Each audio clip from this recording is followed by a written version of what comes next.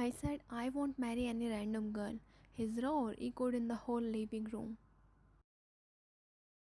She's a nice girl, Jimin, his mom stated calmly. How can you be so sure? You just met her like a month ago. You can't trust her so blindly that you are forcing me to marry her. He pinched his nose in frustration. I'm sure she is a nice girl for you, and sometimes one moment is enough to know a person. I have checked everything about her. Please marry her, Jimin. Dad, please say something to her. I can't marry anyone. It's not only about me, it's about Nabi too. I can't trust any stranger when comes to my daughter. He turned to his father, who was quietly observing the commotion between mother son duo.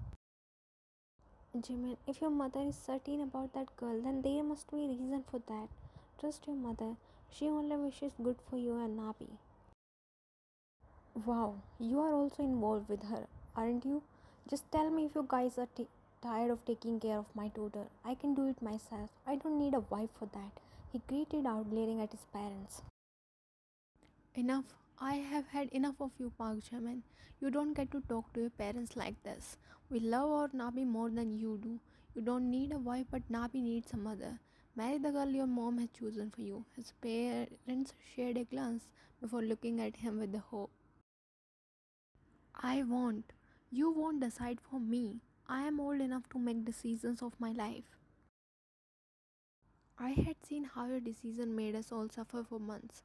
His words shut Jimin's mouth as he looked away. We never forced our decision on you, but this time you have to accept what we are deciding. It's the best for you, both you and Nabi. You guys will regret this. He stormed out of the air, his parents sighed, looking at his retreating back.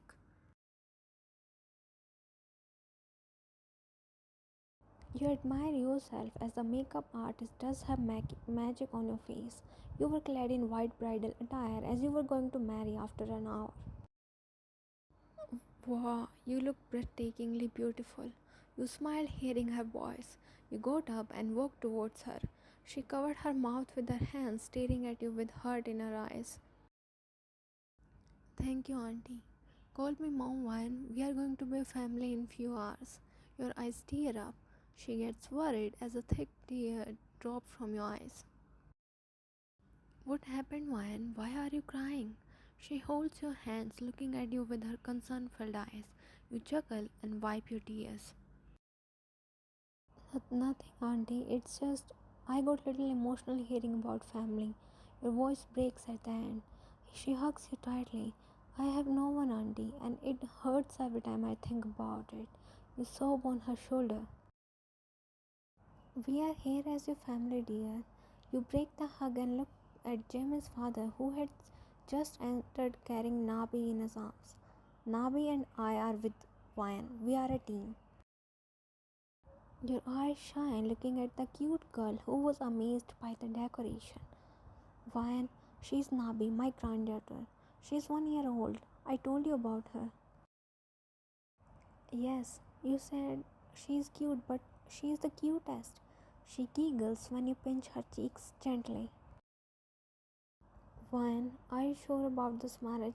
I have told you the truth about my son's first marriage. Please don't do this because I asked you to marry my son. You smile and hold her hands. I am willingly agreed for this alliance. I understand your concern, and as you told me earlier, I know it's not going to be easy to win your son's heart, but I'll try my best. And at the end, an orphan like me is getting a family. I'm grateful for that. God bless you, my daughter. I'm glad that my term son is getting a smart wife as you. You chuckle as your heart blooms in happiness.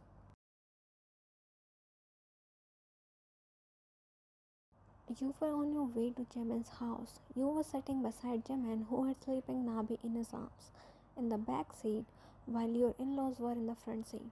The ceremony was small. Only few close people were invited. You smiled, gazing at your wedding ring. Your eyes moved to Jimin, who was looking out of the window. You sighed and turned your gaze away from him. You leaned your head against the window glass, thinking about your life, which has changed in few hours. The car halted in front of a big mansion. Jimin was quick to get off the car. Within a few seconds, he disappeared inside the mansion without looking back. Come, Ryan, your father in law opens the car door for you. You smile at him. Your in laws help you to get down the car as it is difficult due to your heavy bridal gown. Your mother in law escorted you to Jimin's room. He was lying on the bed with Nabi sleeping beside him. He frowned his eyebrows when he saw you entering the room with his mother. Why is she here? He whispered, coming towards her direction. Jimin, behave. She's your wife. She will be sharing room with you. She states in a voice like, I don't want any arguments over it. Wine, you go and change. Your stuff is already inside the closet. You nod and move to the bathroom. Jimin, I know you didn't want to marry, but trust me, she's a nice girl. Give this marriage a chance. I assure you that you will be the happiest. He sighed and nodded. His mother left from there. You are manipulated by her mom. You can't see what I am saying. I know she is not what she is showing herself, and I'll prove it to you. After some time, you came out of the bathroom wearing your pajamas. James stood in front of you with a stoic, hard expression on his face. Listen, girl, I know why you are here. You are behind my money, right? No, whoa. Stop. Don't try to play this innocent card in front of me. You can manipulate my parents with your honey-coated words, but not me. I know your intentions very well, and I'll soon expose your real face in front of my parents. I know it's difficult for you to trust anyone after what your ex-wife did, but trust me, I'm not like her. I'm not here for money or anything. I want to be a part of this family. He chuckled mockingly. I must say you are good at acting. If anyone else were at my place, he would have surely believed your words, but I am not a fool to fall in your trap. Don't you dare to hurt my family if you don't want to face my wrath. Don't expect anything good from me and be careful. I have my eyes on your every move. With that, he went to the bed and lay down beside Nabi, leaving you dumbfounded. You sighed and walked towards the bed, lying down on the other side beside Nabi. What are you doing? Sleeping, of course. You look at him. You can't sleep here. Take the couch. Stay away from my daughter. If you have any problem with me sleeping here, you go and sleep on the couch. I'll sleep here only. And about Nabi, she is my daughter too from today onwards. You can't ask me to stay away from my daughter. You turned to other side and covered yourself with the duvet, leaving him speechless. 3 months passed within a blink of eye. You had spent the best 3 months of your life with your new family. Your in-laws were no less than your real parents, and you had made a good bonding with Nabi in these months. Though she was not your real daughter, but you loved her like your own child, and Jimin, he was still the same.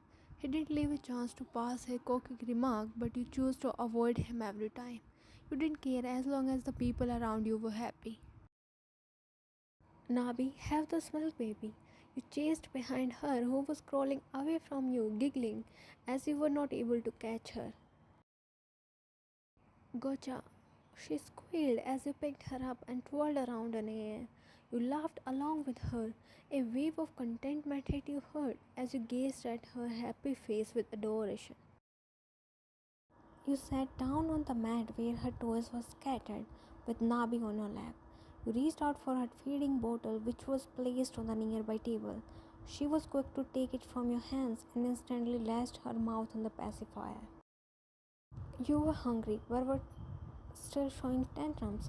You like to trouble your mama, don't you? She giggled and again got busy in filling her little tummy. Your attention diverted to Jimin, who had just returned from his office. You placed Nabi down on the mat and went to kitchen to bring him water. Jimin smiled when his eyes fell on his daughter, who was having her meal. She threw the bottle away as soon as she finished the milk. She clapped excitedly when she noticed her father. She slowly stood up on her wobbly feet. As she tried to take a step in his direction, she stumbled upon a toy and fell down on the floor. She cried loudly as her knee got scratched by the sharp edge of the toy.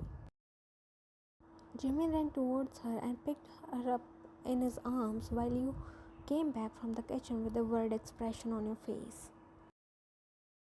His parents, who had come back from their evening walk, got worried as they heard loud cries of Nabi. It's okay, baby, don't cry. He couldn't sweet nothings in her ear as his mother put ointment on her knee. Your heart clenched, hearing painful cries of your daughter. You stepped forward and tried to take her from Jimin, but he held his hand up, stopping you. He glared at you angrily. He handed her to his mother and stood in front of you, looking deadly in your eyes. How can you be so careless? Why did you leave her alone here? She got hurt because of you. You call yourself her mother? No mother can be as irresponsible as you are. But wait, whom am I even talking to? You are not her real mother. You came in her life with ill intentions and you proved it today by hurting my daughter. Your eyes welled up with tears as he spat those words at you. Jimin, no, Dad, I won't listen to anyone today. She tried to hurt my daughter. You fisted your hands as anger bubbled up inside you. You looked at Nabi, who was sobbing in her grandmother's arms. You wanted to retort back, but not in front of your daughter. So you grabbed his wrist and dragged him upstairs towards his room.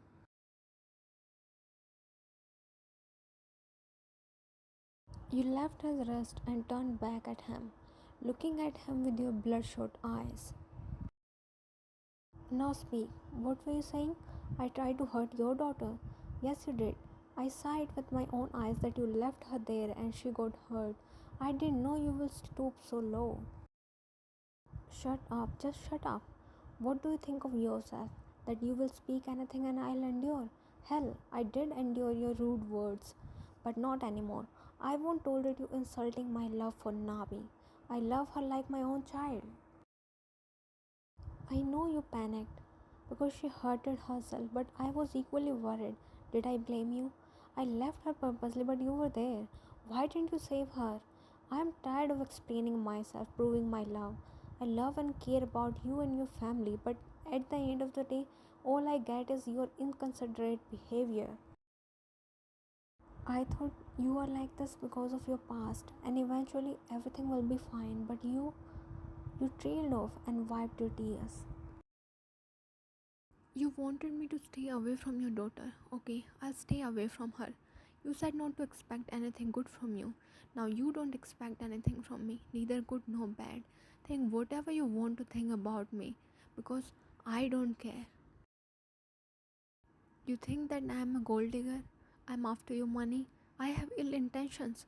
Come to me when you can pay me the price of my care and love. Until then, it will be better if we don't meddle in each other's life. I need some time to convince your parents about divorce. After that, you go your way and I'll go mine. And don't worry, I won't ask for alimony from you. I make enough money from myself. With that, he stormed out of the air, closing the door with a thud.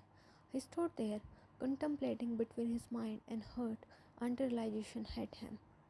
I messed up. He flipped his hair, but it was too late as the damage had already done.